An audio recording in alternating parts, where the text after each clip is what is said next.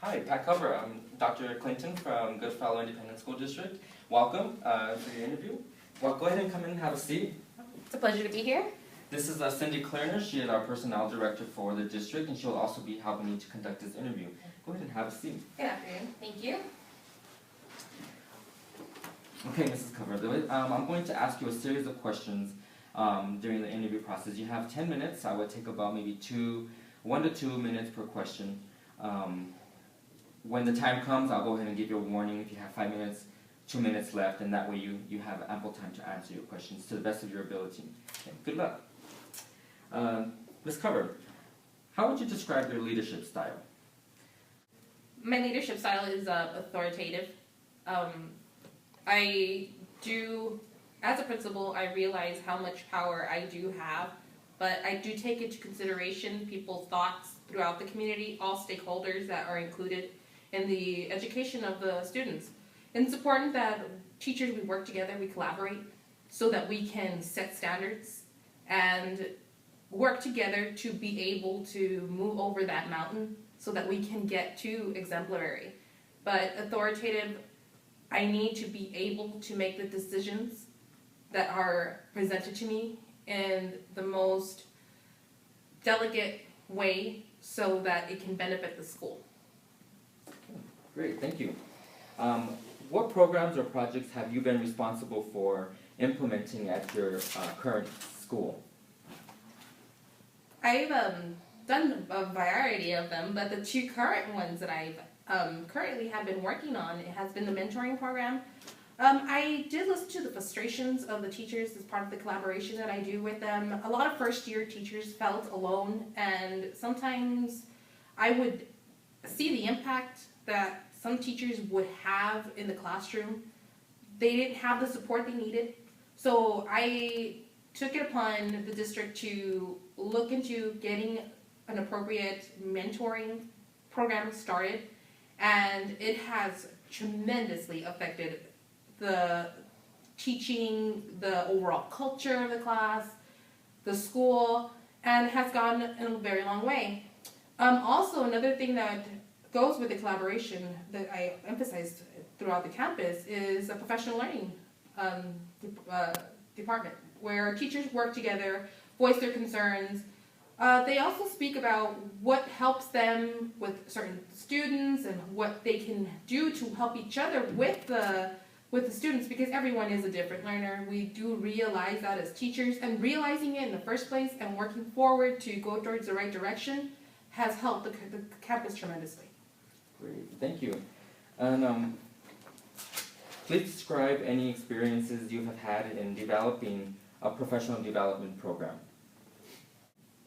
The professional development program, I've had experiences with it. What I have noticed is that when I first went in there, teachers were frustrated with it. I saw that a lot of them were lacking the want to pursue it, to be able to implement what they were learning in the classroom. So what I went ahead and did is took a polling. I asked the teachers, what can I do to help them help the students in their classroom with their professional development? Well, we ended up doing, because of the voices of their frustrations, we held professional development that were actually something that was affecting the classroom. We looked at the data. We started to realize, okay, this is what we need to professionally grow.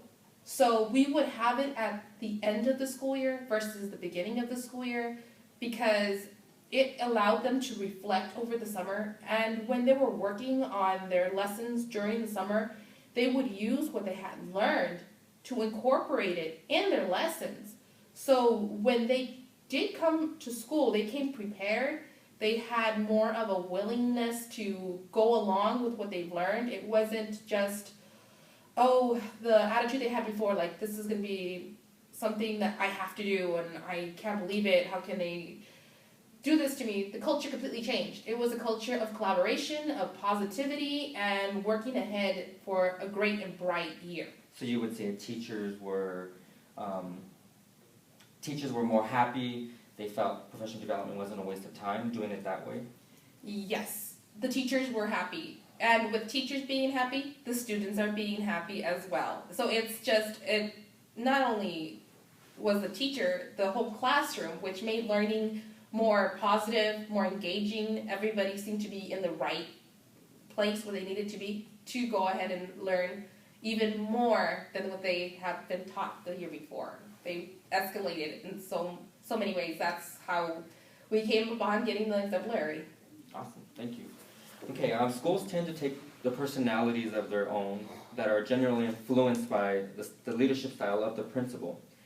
Based on this, what would Grand Pierce Middle School look like if you were named the principal of the school? Well, it would look when we first stepped into the school, you could see the culture. A lot of times when parents come into a school, they sometimes feel unwelcome. Students don't really seem to want to be there. They're disengaged. It's about having a culture when you walk in that door. It's welcoming. It's amazing. The students are respectful because the teachers are visible. I'm visible. Everybody feels valued. Value adds up to respect. And if you can get your teacher to respect you, your students to respect you, your parents to respect you, it's growing into a culture in which anything can get accomplished. It's a matter of working together. Okay, great. Thank you.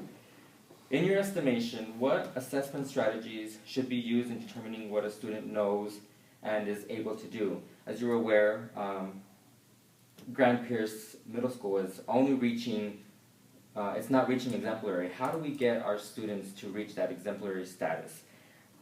What strategies should we use? Okay, and in to get to exemplary, you need to look at the data. You need to realize where the gaps are at so that we can aim at helping those children be able to fill in the gap so we can reach the exemplary. A way to do that is having a mock testing at the beginning of the year, understanding that the results and the assessments of those testing is telling us something. It's telling us where the students need the improvement, where they need the help. It helps teachers be able to identify where intervention needs to take place so that the student and the teacher can move towards the right direction since the beginning of the year, rather than getting towards the end and not realizing that you didn't communicate all the learning that was necessary for that child to succeed. So using that data, go ahead and go along with professional development to close those gaps, to find out what those kids need so that we can make it meaningful and we can reach our goal of exemplary by the end of the year. Good, very excellent. Thank you very much. Now discuss your knowledge of the current trends and best practices in the curriculum, and how do you plan to keep the staff at Grand Pierce Middle School involved with the current and changing educational trends?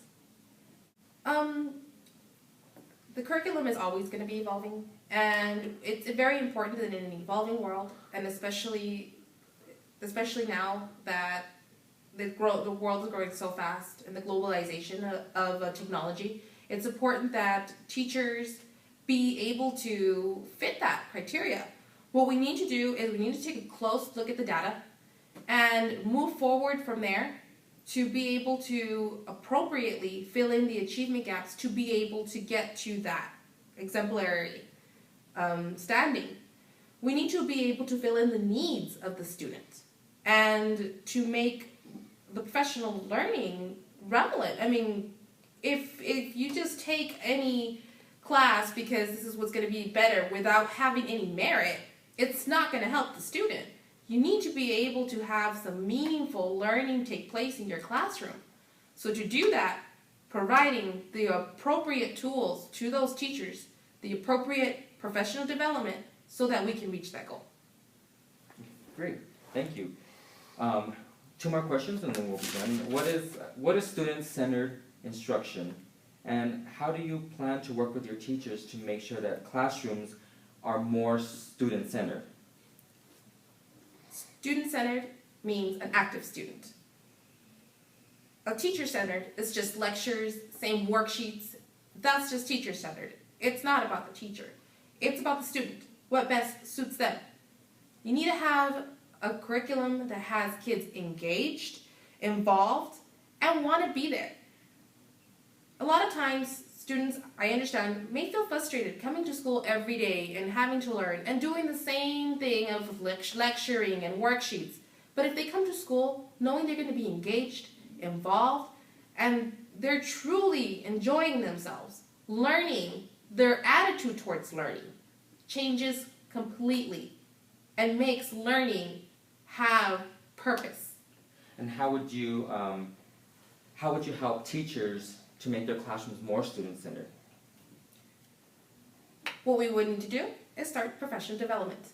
What we would need to do to figure out what professional development is, we need to look at how they're teaching now, discuss it, what can we do to improve, really get down and dirty and figure out what's wrong and how we can do this to the student and how we can work together to better engage the student. From there, figure out the need, allow for professional development, and allow for the growth to start. Okay, great, thank you. And final question. Why do you feel you are the best candidate for this position? The reason why I feel I'm the best candidate is I have been a vice principal before. I came into a similar situation in which gaps needed to be closed. I've worked very close with the principal, and she is very highly qualified. We've learned so much about each other and how to run a school in harmony, that I would love to be able to do that if you would allow it to your campus. I would want to bring about an exemplary where all students are learning, where all teachers are engaged, and everyone in the community works together for the best of the student. Great, thank you very much. Do you have any questions, any concerns that you would like to add before we end this interview?